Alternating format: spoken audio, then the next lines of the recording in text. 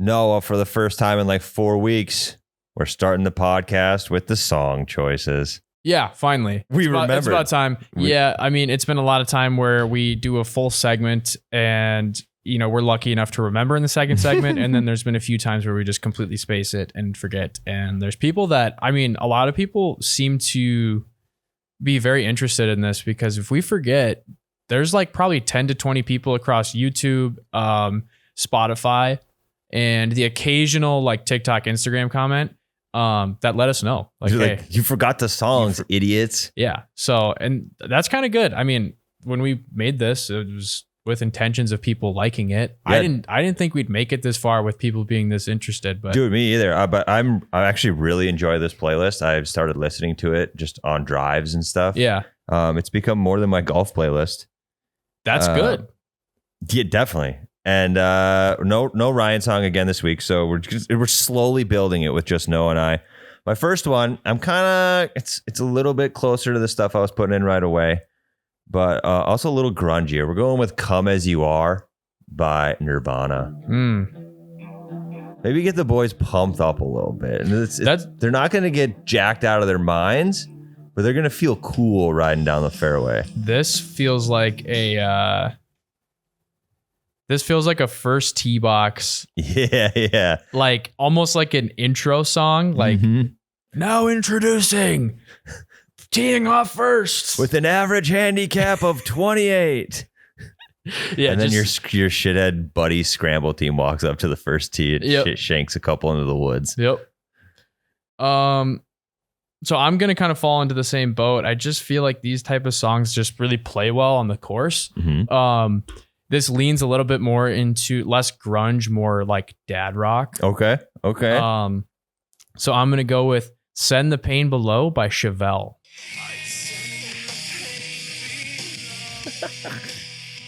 Hell yeah. This is like, oh no, this is 2002. I thought it was more like 2007, 2008, like recession music like that.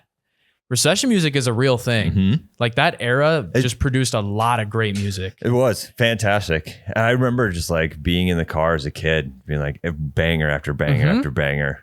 The radio wasn't full of skips and TikTok music, you know? So yeah, I think we just produced two songs there that like kind of lean less into the happy-go-lucky, fun, like relaxed. It's just a little less chill.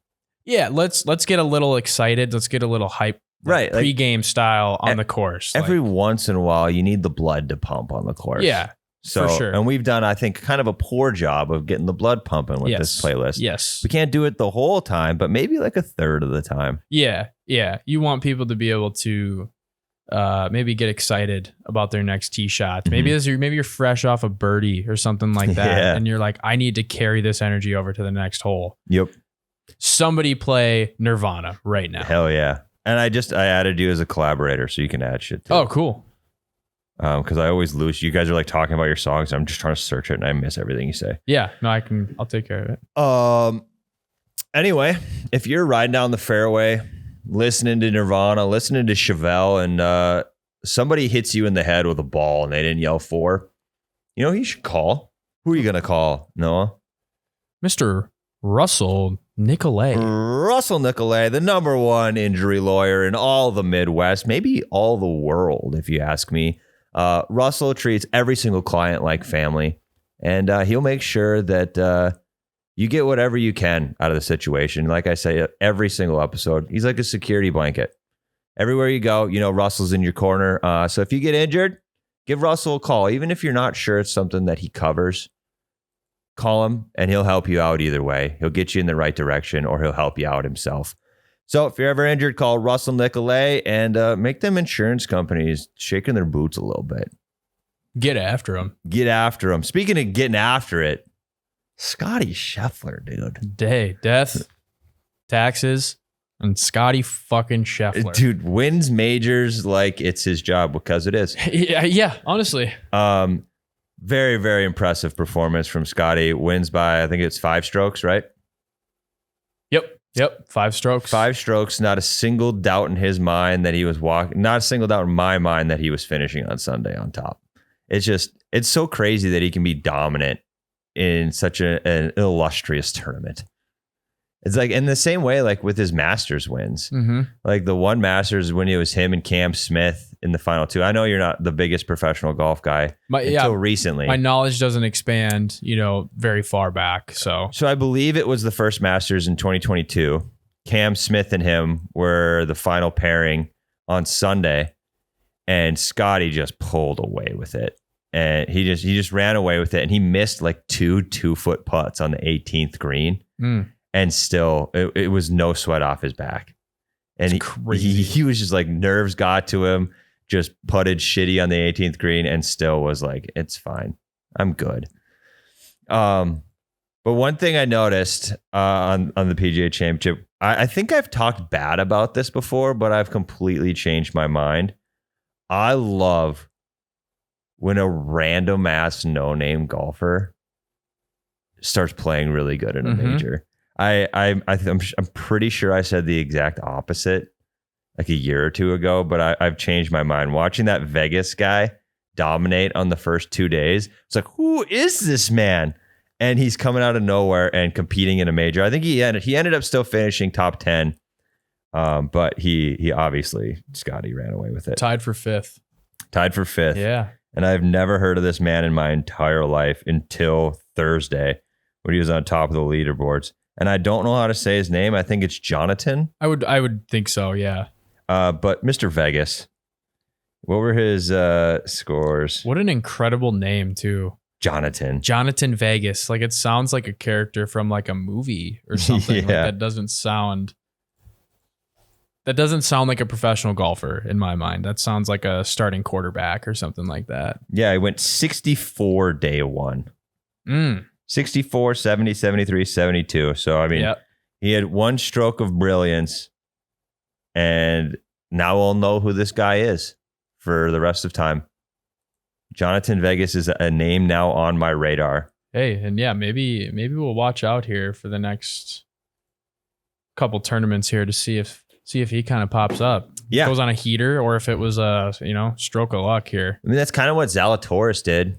Back in the day, he played super good at the Masters, and then he was really good for a long time, but then he got hurt, which nothing you can do about that. Right. Dude messed his back up or something.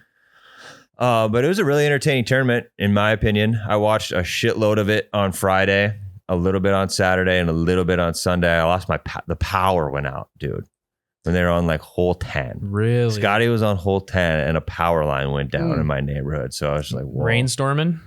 I don't know what. No, it's perfectly sunny. Weird. Perfectly sunny, and a cord just like ripped down and started a ditch fire right by my house. Dang. So I didn't get to finish watching it, but at that point in time, Scottie you already knew. And it ended up that, he was 5 strokes ahead when I quit watching. He was 5 strokes ahead when it was all said and done. So from what I've, taken away from professional golf as of recent so someone who's got into it within the last year, it seems like, when Scottie Scheffler, like it might happen within like this, like a 3-hole span where you're like, yeah, this is tournament winning Scottie Scheffler. Like, when he flips that switch, like you kind of knew during this year's Masters, he just felt out of it for a good chunk of time. Yep. But like, it just feels like something flips inside of him, and there's just there's no way he loses. Right. And that's insane. That's like, well, I went to a baby shower on Saturday, and Scottie was like, it was early in the day, and he was like tied for 5th. And I looked at my buddy. I'm like, Scottie's lurking, isn't he? Scottie's going to make a run at it, isn't he?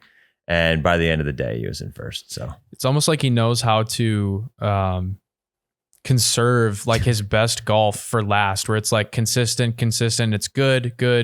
And then it's like, great. Right. Like, or like he doesn't falter.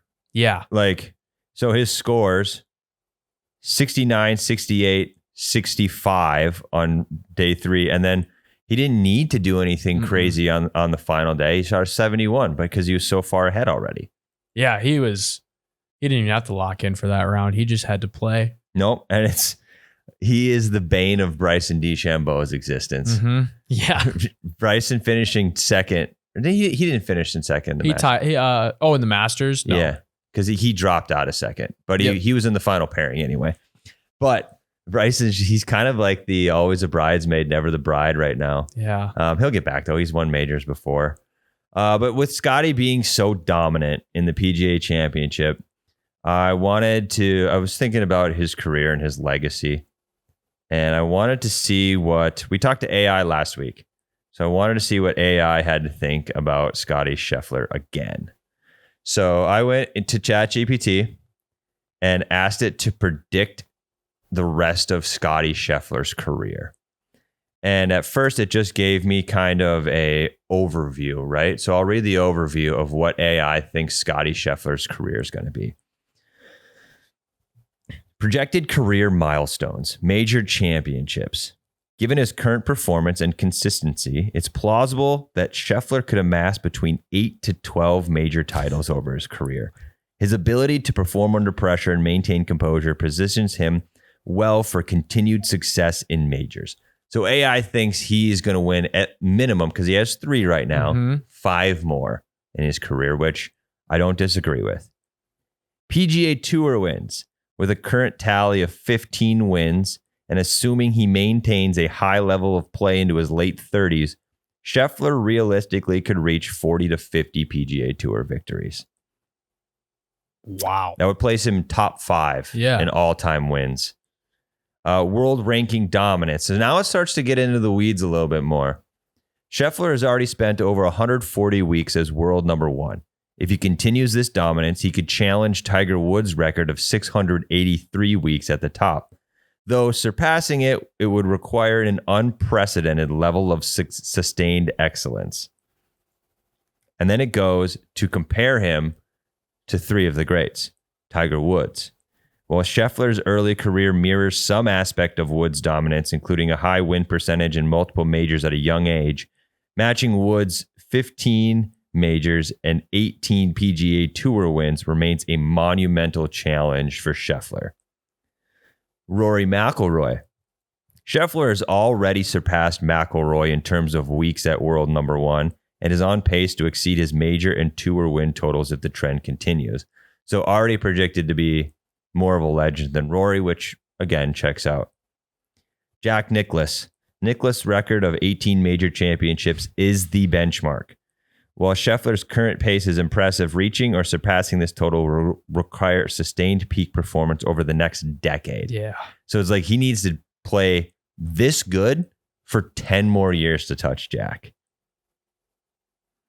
Basically, and then it's like he needs to maintain his health, mental fortitude, competition, yada, yada, yada. So that's kind of the overview. And then I asked it, I was like, well, give me a timeline. What does AI think Scottie Scheffler is going to be?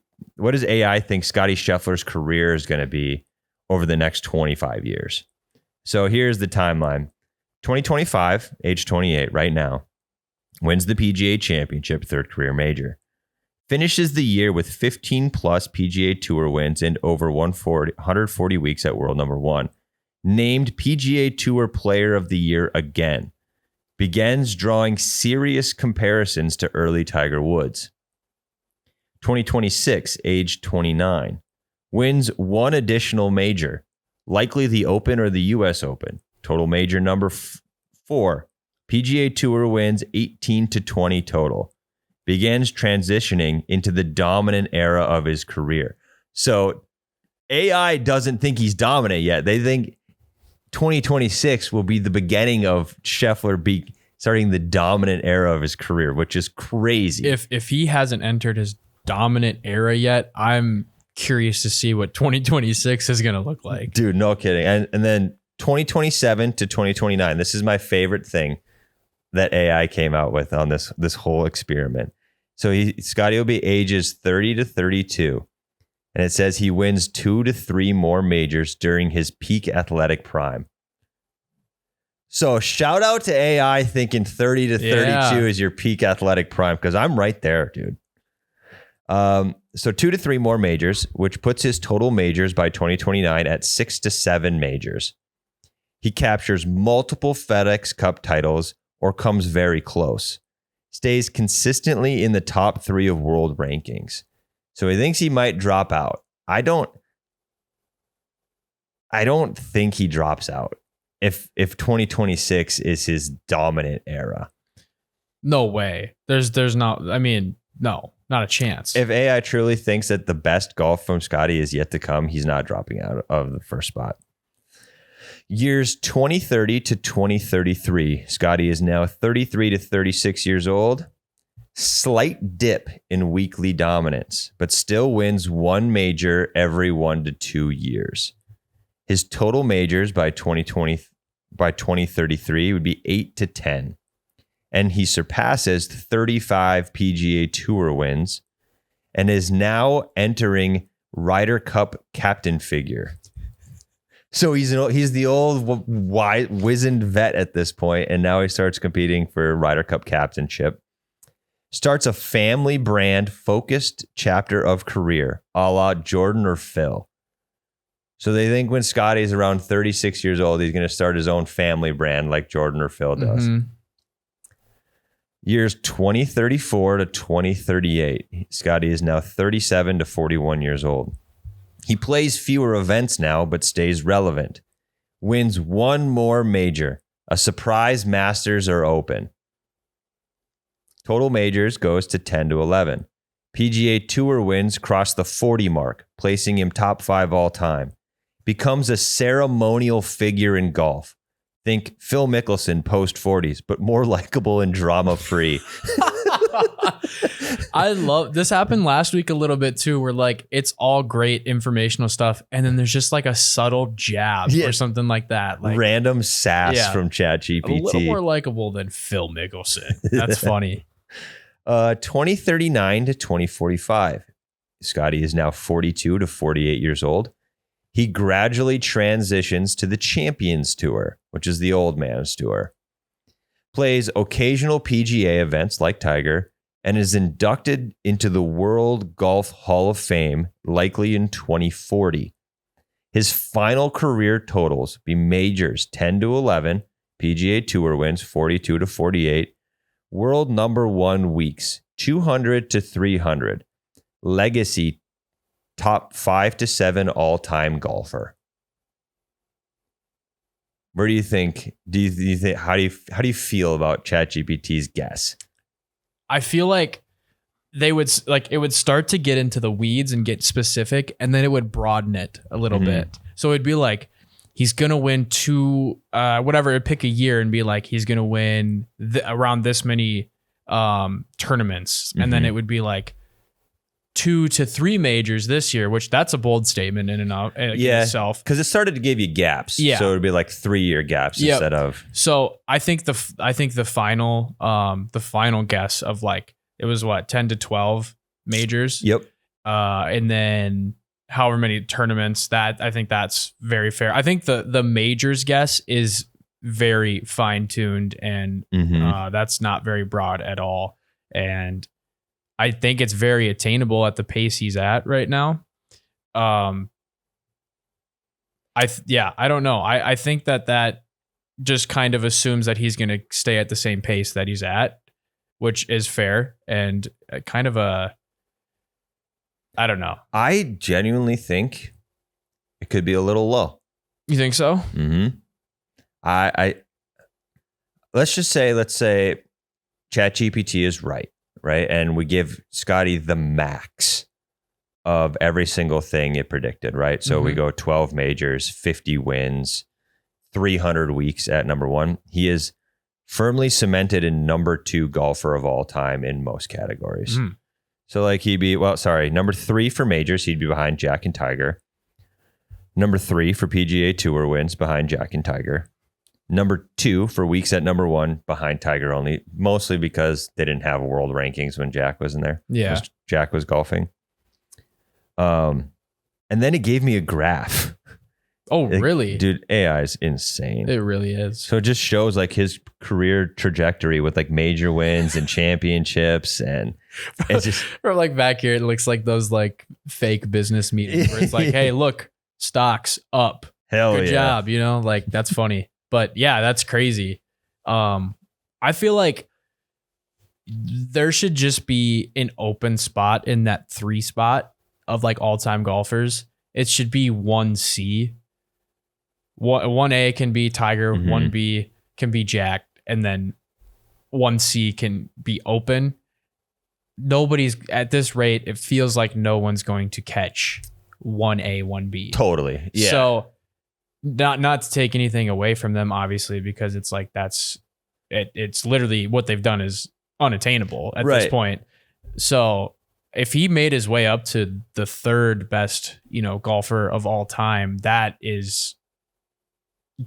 as good as you can make it. Right. Because it is going to be so long until anybody sniffs Jack and Tiger. Yeah. And but the only person it seems like that can do it right now is Scottie. Yeah.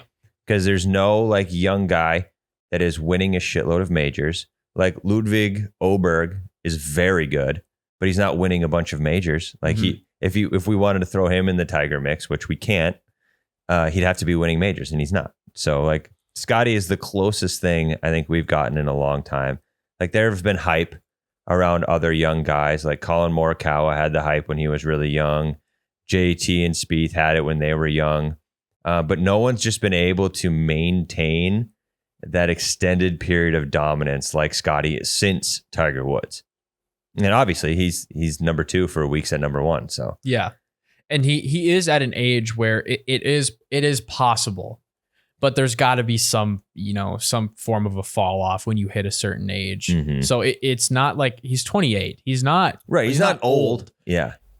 I honestly was, little side note on this, I was kind of blown away that he's 28 years old. Did you think that was younger than he is or older than he is? Older. Yeah. I thought he was older.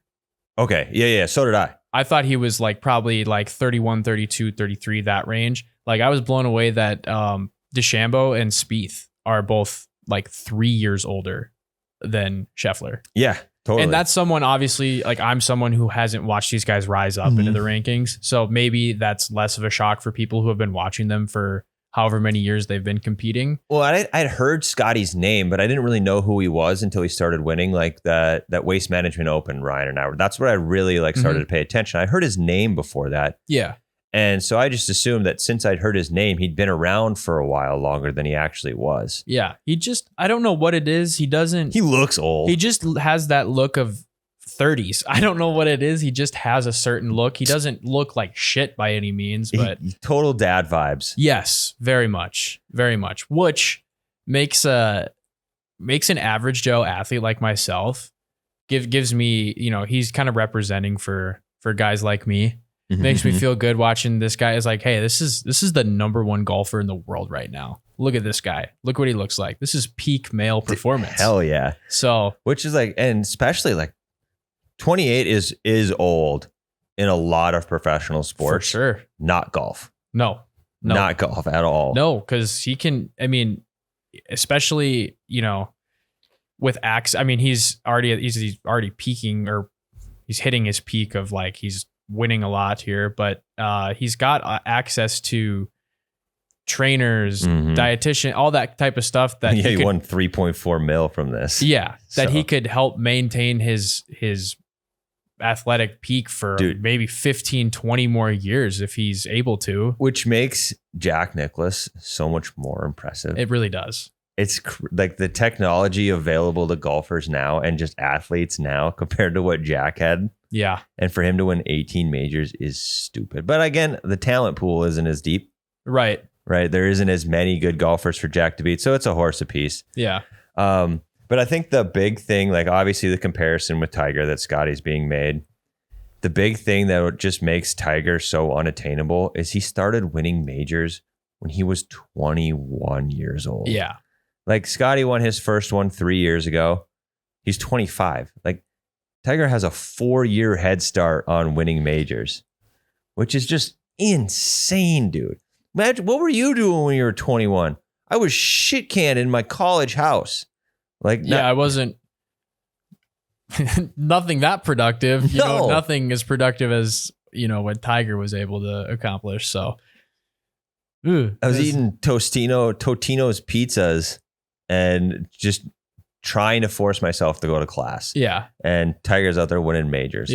Obviously I can't compare myself to him, but it's It's just so insane to think about that he's a little child winning the Masters. Yes. And I like looking back at so like I haven't been in professional golf for that long, but watching early Tiger interviews is a lot of fun. Seeing how like poised like a 20, 21, 22-year-old kid is. And he's just like out there competing with these grown ass men, and he's more confident than they are, and they're blown away by that. It's interesting. So have you watched that Tiger documentary that came out like 3-4 years ago?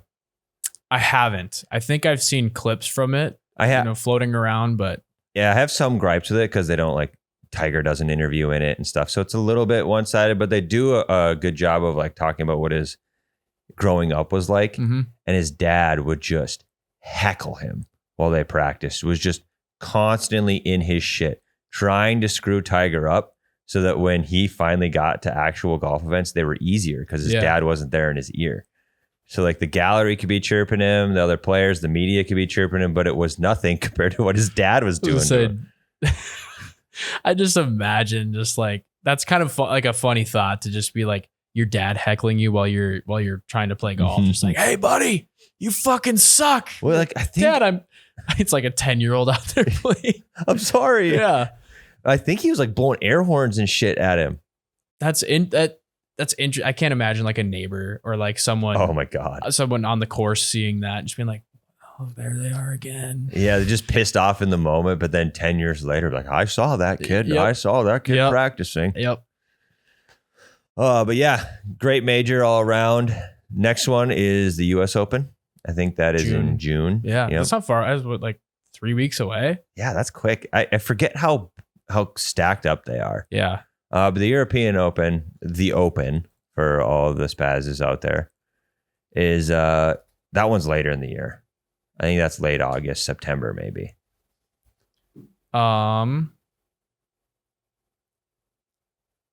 going to be completely wrong, and it's going to be 3 weeks after the U.S. Open in July.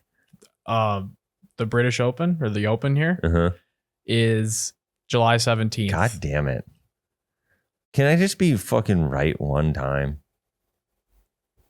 You'll get there. Yeah, one day. I got to get one of those giant ass desk calendars. No, what you like to do is you're just making me feel important. Yeah. And that's I really appreciate that, letting me look stuff up and say, no, this is what it is. So I can actually use this computer that's sitting in front of me. It's a good use. Yeah, but now you've got to look behind the veil and you know that Tyler's just asking me to Google things. So yeah, I feel good. That's good. Hey, good enough for me. I'll take it. Yeah. I think let's take a quick break. And then, as we've hinted at several times in this first segment, Noah is new to professional golf, and everyone knows that I'm pretty casual with professional golf, but we're going to give you a guide on how to like at least enjoy it as a casual fan. So your guide to getting into professional golf.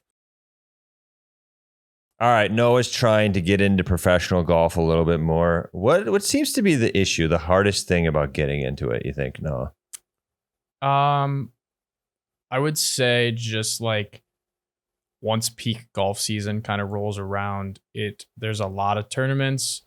Obviously, there's only so many majors, but there's a lot of tournaments, and there's a lot of golfers. Mm-hmm. So, like you said, when someone who people aren't really, that in tune with kind of rises up into the top 5, and you're like, oh, who's this guy? It's like, that's hard to keep up with when there's, I don't know how many golfers are able to compete in like certain tournaments. The field is always very large. Right. So I don't know the exact number either. It's hard to keep up with that. It's easy to keep up with.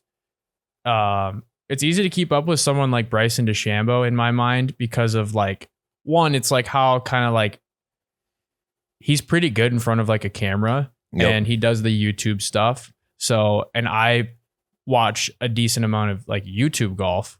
So someone like him who kind of goes more into that relatable side of like, he's in front of a camera. Can I do this, certain challenge, like a 3-club challenge or whatever? Like, so that's easy for me. I'd say the hardest thing is just keeping up with the top 50 golfers. Well, I was going to say, like, that's one thing that I think is a real good advantage is just focus on the top golfers. Yeah. Because like it is impossible. It's like, imagine if the NFL had 250 teams. Right. Like if you think about it, every one of these golfers is his own team. Mm-hmm. Like him and his caddy, they're a 2-man team. Like you really like the Vikings, Colin Morikawa could be your Vikings. Like that could be the guy you ride with. Yeah. But then there's 199 more of them that you have to know. I mean, it's really tough. I think one of the biggest things that makes it hard to get into professional golf is sort of the Major League Baseball effect. Mm-hmm. That there's just so many tournaments that it's tough to care about the ones that aren't majors. So that would be like my first piece of advice of how to get into professional golf is to really get into the majors. Like think about the majors and don't watch every single tournament because you're going to get burnt out of it eventually, and just follow along on your phone. Like have ESPN open. And once you've selected like a couple golfers who you really like so if you like Bryson, you can just follow him on ESPN. Yeah. And it'll let you know how Bryson did that day. And then that's just you're in, like you'll get the pop up and be like, oh shit, let's see how Bryson did. And then you look at the rest of the field and be like, all right, okay, Rory's playing good. Who's this Jonathan Vegas? Yeah. And then I think the biggest thing that got me into actually like starting to pay attention a little bit more, I started gambling on it. I suppose. So like when I first got Prize Picks, I started putting in lineups every week, not really knowing what the hell I was doing, but it gave me a reason to watch and it gave me a reason to root for Joaquin Niemann to get 5 birdies in a round or something. Yeah. So then I started picking up on other stuff. And like I said before, I prefaced this where I'm not deep into it. I am mostly majors and then check in a couple times on the random tournaments just to see where people are at, check where my bets are, and just sort of figure it out. So on a usual podcast day, we kind of have 3 levels of professional golf interest. For sure. It's like Ryan is very much into it and he's watching just about every tournament that he can. And then you're like in the middle of like, you enjoy watching it. You tune into every major, maybe the occasional other kind of tournaments. Yeah, I like the goofy ones. Yeah. Like the ones that are like I forget the name of it. Every time I forget the name of it, but it's like a father-son or it's a family member duos. Okay. Yep. And then there's the one tournament where it's like match play and it's like bracket style. Yeah. I love the goofy ones. We've talked about that before. I like those so much more than random open where it's just the same format as everything else. It's just tough to care about it. It is. That's what I've found too. And it's like something with myself, and this is just kind of preference of like professional sports where it's hard for me to get into a specific player. I'm more into supporting a team. Totally. And like, like just investing more into that than a person or a player or whatever that may be. So like when it comes to like the MLB, it's like I never grew up watching it. I don't have a team really. Obviously a Minnesota sports fan outside of that. So it's like, oh, the Twins are doing well. Good for them. Right. But like, I don't have. There's no dog in the fight. Right. And I can't pick a favorite player because it's like, I don't, that's just me as a person. Some people like certain sports and they like to invest into a player versus teams, which, I know some people like they don't like supporting a team at all, but they're like, I'm more of a player guy. And I understand that. Definitely. Like there's a bunch of Kirk Cousins people that are now Falcons fans. Right. Yeah. So I just am more of a team sport kind of guy. And like, I really like professional golf and I like watching it because it's like, it's high level play. It's like, dude, I wish I could strive for shit like that. So, but it's hard for me to invest heavily, like emotionally into like just one player. Yeah. And I think I was the same exact way. When I think our very first episode of Double Bogey Show, Ryan and I picked our favorite golfers. Like we decided like, all right, we're going to go down and pick a favorite golfer because we needed a reason to watch on Thursday and Friday. Yeah. We're like, we got to have someone to root for because right now we don't know who we like. And I don't remember who I picked. It might've been Bubba Watson or somebody like that. But that is a next piece of advice is just follow a shitload of professional golf pages. And eventually one of the people they highlight is going to stand out to you. And for me, that was Victor Hovland. And so Victor Hovland got a bunch of hype, and I already liked the guy. I picked him to win a tournament way back in the day, and he did. And so I was like, all right, well, I like this guy because he made me seem right. And then all these memes came out of him just bloodshot eyes at a practice round or something. Like, this dude's stoned out of his fucking mind. Yeah. And he just seems like a good time. So then I started to root for Victor Hovland because of all these social media posts. And I've been following him and watching him, and like, this guy stands out to me. So I'm going to be a Victor Hovland fan now. So I started to root for him. And then there was Scottie at the Waste Management. We were there, and he stood out because he won the tournament. His caddy gave me knucks. So I'm like, all right, I'm going to pay attention to this guy. And eventually you start to build this roster of golfers that you start to give a shit about a little bit. Yeah. And I remember the Brooks and Bryson beef way back in the day. They fucking hated each other. And I was firmly Team Brooks. So I started to watch Brooks. And then Bryson started to turn into a little baby and like getting hit in the eye. And then Bryson starts this YouTube career. And so it's like you always have this like roster of like 4 or 5 guys that you really like. And I've always been a huge Tony Finau fan after the first season of Full Swing. Because I'm like, oh, this dude is just trying to keep it together. Like, he's got 12 kids or some shit. And he's trying to win tournaments to support his family. And I dig him. So he's now on my roster of the 5 guys I care about watching. So I think that's next step for you is, I know you're a team guy, but just start looking at golf social media and picking a couple dudes that you like and that you want to follow. Yeah. Yeah. And there's definitely like, it feels like more so like in the modern day, like there are pretty relatable guys on the tour these days, where it feels like maybe that wasn't quite the case 20 years ago. Totally. There are some like personality wise, obviously. Dude, that's why John Daly was such a cultural phenomenon. Yes. Because there was not a single golfer like him at all. Yeah. I think golf has just kind of shifted as a whole to like, it appeals a little bit more to those personality types of outgoing and kind of like they feel like you could go grab a beer with the guy. Like that's my kind of personality type. And there are definitely guys like that I've noticed on the tour. So that helps lean into that player, investment a little bit more. It just sucks because like, it's just, if Scottie's obviously winning tournaments like no other. Right. So, it's easy to jump on the Scottie bandwagon. For sure. Yeah. But it's hard to pick a player and then like, they're just not quite like I don't know. It's hard to explain. We did that on the pod. We picked this guy named Bernd Weisberger. You ever heard us talk about Bernd? So he's an Austrian dude that we just picked randomly because he did good in a tournament or something. And we're like, all right, well, this podcast is now a Bernd podcast. And then we went to the Ryder Cup, and Bernd walked right by us. Not a single person at the Ryder Cup knew who the fuck Bernd Weisberger was except for us. And we cheered our asses off for him. So he didn't give us the time of day. Like, from you to me away, didn't even look over. We're like, Bernd, what's up? And so we're like, all right, now we're not a Bernd Weisberger fan. Yeah. We tried to get him on the pod and everything. And then we were just petty about him not looking over. But it was tough because Bernd didn't do anything. Like, we picked him as a joke, and then we actually started to like cheer for him and wanted to see success. And then it's just like, all right, well, it's tough to get excited about constant tied 29 to tied 50 finishes, So, and that's another thing too. Be careful if you do pick a couple guys.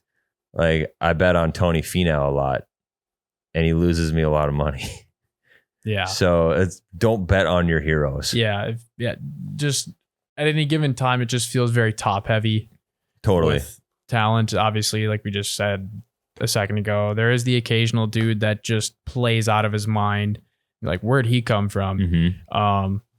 But it just feels like right now, like it's a pretty established top 10 to 20 mix and match around, but like it's kind of the same guys that are finishing very highly in these tournaments. So a really fun follow, especially because he's from Fargo, is Tom Hoagie. Yeah. Because Tom Hoagie consistently performs better than his lines.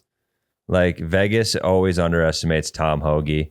He's extremely Midwestern. So you're not going to be getting any like fun content out of Tom. Like he won Pebble Beach a couple years ago, and his interview was the most Midwestern. Like, I played pretty good today. It was just the most, to not sugarcoat it, was the most boring interview after a win I've ever seen in my life. But it was funny because it's like how every single one of us Midwesterners would do it. So Tom Hoagie is actually a fun follow just because we kind of have skin in the game, living in Fargo. He's from Fargo. He's local. Yeah. And he competes on a pretty high level, in my opinion. And he's a relatively unknown guy. So it's kind of like... It's 47th in rankings. So just, I mean, if you're a top 50 golfer in the world, it's like, wow, that's incredible. Like he won the Pine to Palm back in the day. That's cool. Yep. So like it's he's a fun follow. So if you're looking for somebody to like sort of care about, Tom Hoagie's a good place to start. Because you have a legitimate reason, not just some form of a tie to supporting him. Yeah. Yeah. It's like those guys that like to say they're a Dallas fan and they live in Seattle, but they grew up in Dallas. So it makes sense. Yeah. You know? Yep. Yeah. Yeah. But other than that, I think the biggest piece of advice is the gambling thing, genuinely. And I don't want people to become degenerate gamblers, but it makes you genuinely care about a tournament that you wouldn't otherwise. Right. I think it would be, I think I could gamble more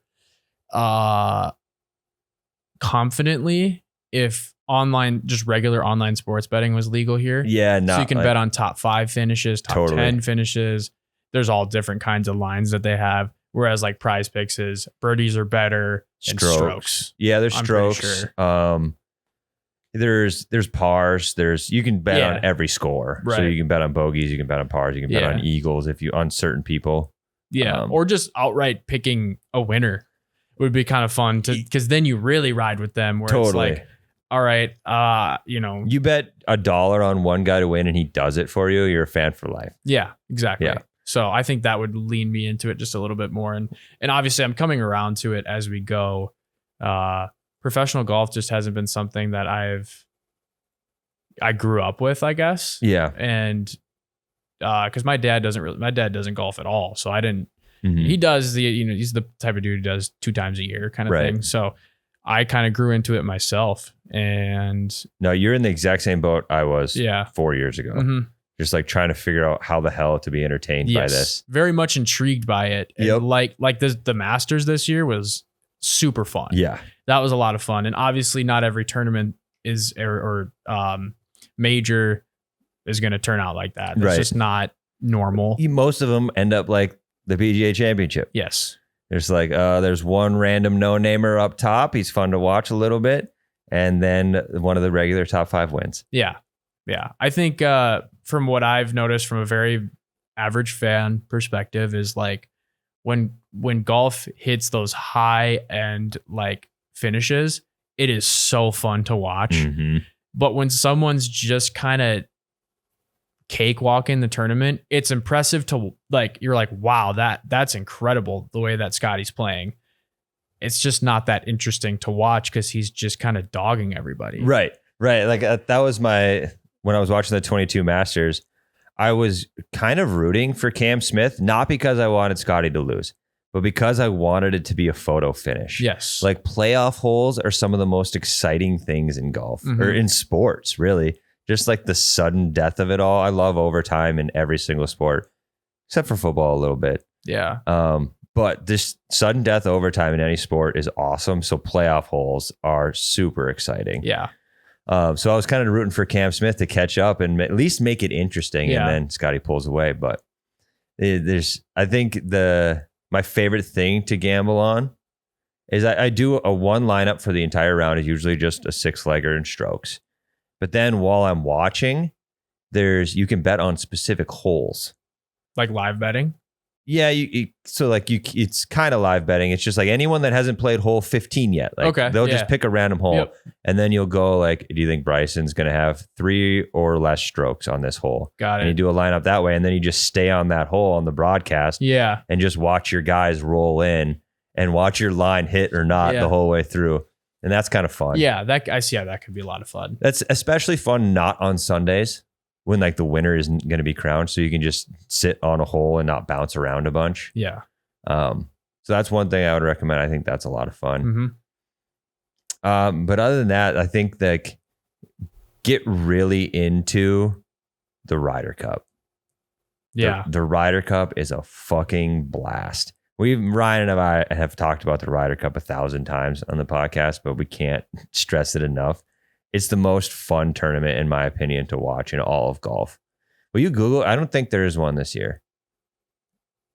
It doesn't look like. I think it's 2026. The 2025 Ryder Cup, the 45th edition, will be held at Bethpage Black Course in I'm wrong. Farmingdale, New York, from September 26th to 28th. Hell yeah, dude. This is an AI overview, so do not. No, I know the next one's supposed to be at Bethpage, because the last one in Europe, we got our asses absolutely handed to us in Rome, I think. Yeah. No, it looks like. Yeah, it looks like this is. It is. I don't know why I thought it was on even number years, but it's every 2 years. Have they announced captains yet? Oh, they did. They did. Looks like they did. Yeah, they did. Because we got Keegan Bradley for the U.S., yes. Correct? Yep. Yeah, because Keegan got snubbed on the team last year by Zach Johnson. Keegan Bradley for the U.S. team and Luke Donald for the European team. Hell yeah.